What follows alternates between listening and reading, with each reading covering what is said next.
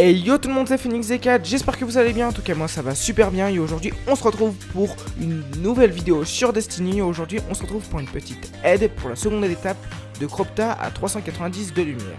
Alors cette petite aide, elle s'applique quand vous êtes 2, 3, 4, 5 ou une seule personne. Parce que je sais qu'il y a certaines personnes qui n'arrivent pas à trouver du monde pour les raids. Donc je vais vous donner quelques petits conseils pour réussir le raid de Cropta à vous tout seul. Donc là on se retrouve à la deuxième étape.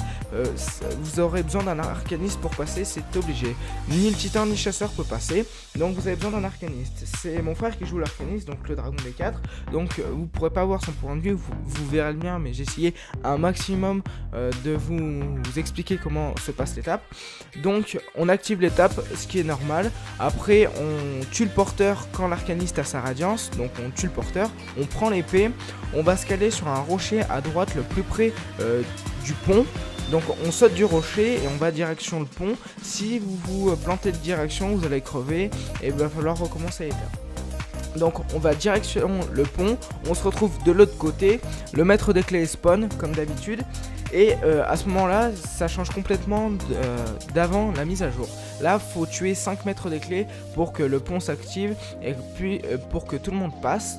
Donc l'arcaniste il tue un maître des clés, il va le plus près du vide au niveau du bout du pont qui reste, comme ça il meurt et son spectre est de notre côté à nous, donc il utilise sa radiance.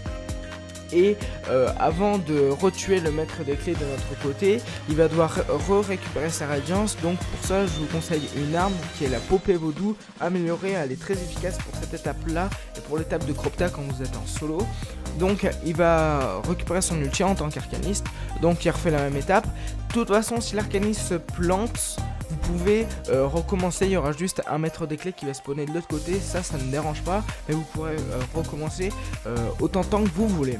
Donc après quand tout ça est fait, à chaque porteur, à chaque maître des clés tué en face, les petites statuettes qui ressemblent comme dans la salle d'invocation dans Cropta, dans la cour de Cropta, et ben elles vont s'allumer en verte. Quand elles seront allumées en verte, ben ça veut dire que l'étape sera validée. Il y aura un maître des clés tué, il en faut 5 pour que le pont s'active et pour que tout le monde passe. Donc quand les 5 sont tués, on passe tous, on prend les épées et on tue les maîtres des clés qui restent.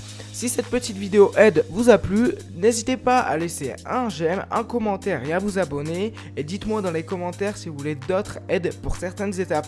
Ciao tout le monde!